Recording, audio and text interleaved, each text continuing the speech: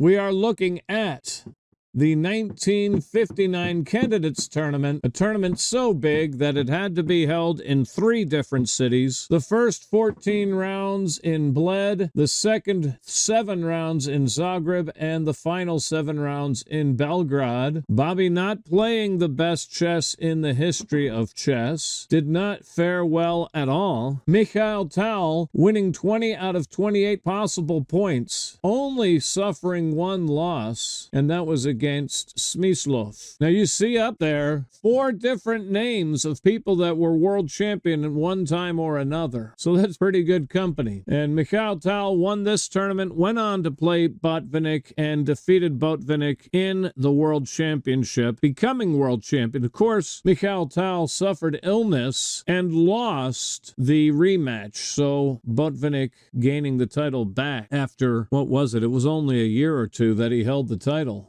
Keres was born January 7th, 1916. He passed away June 5th, 1975. He was an Estonian grandmaster and writer. He was among the world's top players from the mid-1930s to the mid-1960s, narrowly missing a chance at the World Championship on 5 different occasions. Well, Estonia was repeatedly invaded and occupied during World War II, so Keres was forced by those circumstances to represent the Soviet Union for quite a few years, from 1944 all the way to 1975, but he had to represent Nazi Germany from 1941 to 1944 in international tournaments. Well, Keres won the Avro 1938 tournament, which led to negotiations for a world title match against Alyekin, but that match never took place because of the outbreak of World War II in 1939. And after that, Keres was runner-up in the Candidates Tournament on 4 consecutive occasions. Oof, that hurt. Now, he had quite a few strong results and is considered to be perhaps the greatest player not to become world champion, and he was affectionately known by quite a few nicknames, not the least of which was the Uncrowned King. Keres playing e4 here. c5, the Sicilian defense, knight f3, d6, d4, pawn takes pawn, knight takes pawn, your open Sicilian. Knight f6, knight c3, and no surprise, pawn a6, Najdorf's variation named for Miguel Najdorf. Now bishop to g5, and pawn e6, pawn f4, bishop e7, queen f3, queen c7. This is the traditional line. Queenside castles, queen's knight to d7 is your main line. Bishop to e2, pawn b5. Bishop takes the knight. Now, this next move is a book move nowadays, but Bobby was the first player on record to have played knight takes f6. Might have been played before this, but we don't have any record of any games. It's what we call a novelty that was added to the Encyclopedia of Chess Openings and is now considered a book move, as are the next several moves, including e5. None of this had been played before, obviously, since that was a novelty. Bishop b7. Pawn takes knight, sacrificing the queen. Bishop takes queen. Bishop takes the bishop, and the brilliancy, bishop takes f6, saying, you can have my rookie and eat it like a cookie. And he's saying, I've got your queen, I can give back some material. You might have been tempted to try to interpose with d5, but after pawn takes the bishop, well, you can see the eval bar says white is compensated, isn't he? So bishop takes the pawn, getting the double exclam from the annotator. Bishop takes the rook, and now d5 was played and not liked by the annotator. The annotator calling for queen c4, and that puts pressure here on the A-man. It is defended by the knight, but it also puts a super attack here on the knight on d4. Now, this also, therefore, sets the stage for a potential checkmate on c2. For example, let's say that white is worried about this knight being super attacked, and so let's pretend he moves to b3. Fairly natural move, but the bot says it's a mistake. But white got panicky and moved his knight to safety. And let's say that black castle's attacking this bishop. This is all hypothetical. And let's say the bishop retreats to safety. Well, now, my point that I was making is that rook c8 creates a battery and a super attack on the knight here on c3, and the knight can no longer move because of the checkmate. Magic square battery checkmate. So for that reason, queen c4 would have to be answered by knight e4 right away. Play the knight move now and go ahead and let black take the A-man. You take the bishop with check, and I take your knight. Now the eval bar gives an edge to black, but not much of an edge. It's basically half a pawn there. Coming back, I should point out that you want to resist bishop c6 here, because after king f8, black is quite the happy camper. Coming all the way back now, Bobby did not play queen c4. He played pawn d5. Well, bishop takes the pawn, bishop takes the knight. Do not take the bishop. If takes bishop, then knight takes pawn, and that hits the queen, which has to move, and his rook is coming to this file here soon. Your king being out in the open is not good for you, and so after queen c8 or somewhere, well, the bot calls that a mistake, queen c5. My point is, though, that this rook is coming over with check. Well, the bot, I was going to play this next. I've got knight takes b5 next in my notes after king f8. I get a double exclam for knight takes b5 there.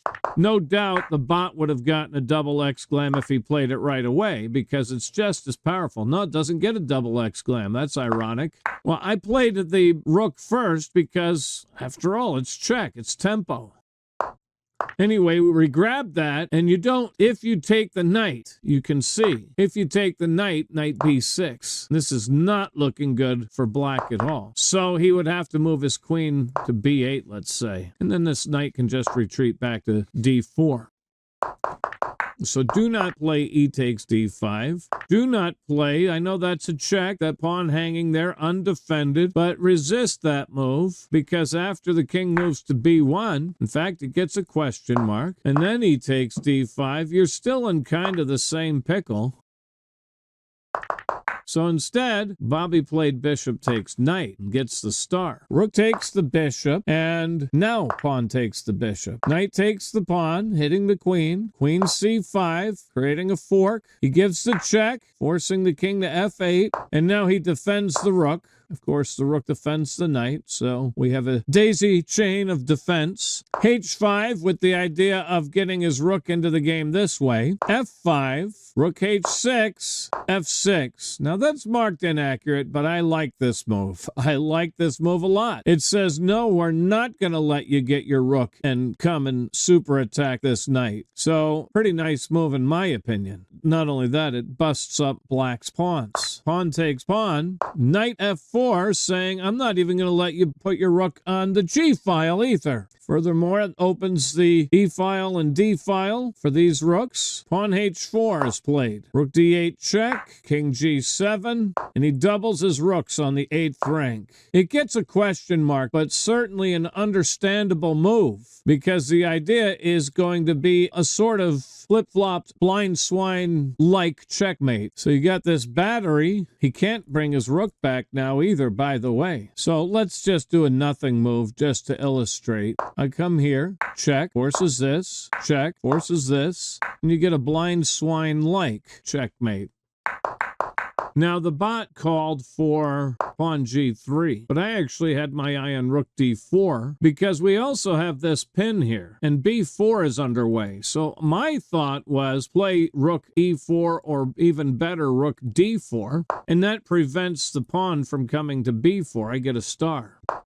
Well, one big problem about this move is it leaves the first rank exposed. And so the queen can go to G1 with check. King D2, and now we have again the threat of rook G8, rook H8, rook D G8 mate. Now, obviously, therefore, he should not capture this free pawn. Watch out for free pawns. Because again, might as well show it again since it's up there. Instead, Bobby playing queen f2 check, knight e2 blocking, rook g6 now, and g3. Now it gets questioned. Rook g8 first keeps the fight alive. You give the check, the king moves probably to h6. Has to be to h6 or you're mated. Same exact mate if you play to h7. Boink, forces the king back, and boink. So, and then play g3. Keres with g3 immediately, and now f5 from Fischer. Again, don't take this pawn. That's going to be inferior. You get the check, king h6, and then rook h8 check, king g5, and then pawn takes the pawn check. And after king to f5, maybe come back. Let's go back. We also want to avoid pawn takes pawn here. On pawn takes pawn and pawn takes the pawn, pawn f5, and you still probably get rook g8 check and you get a lot of the same ideas. All right, coming back to the game, after pawn g3 and f5, we still get rook g8 check, king f6, and here rook takes the rook check, pawn takes the rook, and now pawn takes the pawn, and Bobby plays pawn takes h2. Thought he should take the h4 pawn, because right now this pawn is controlling the g5 square, keeping our king from there, and I might like to make use of that square. But queen takes pawn on h4 has the added benefit of supporting the b4 square. So we get two things accomplished. Bobby, though, playing queen takes the h2 pawn, and that does get an inaccuracy from our annotator. Well, rook d4, queen h1, king c2, king e5, pawn a4, queen f1, knight c1, now queen g2 check. It's hard to understand why that could be a mistake. I don't know. King b3, apparently king d1, the more resistant route to this game. Now pawn takes the pawn with check,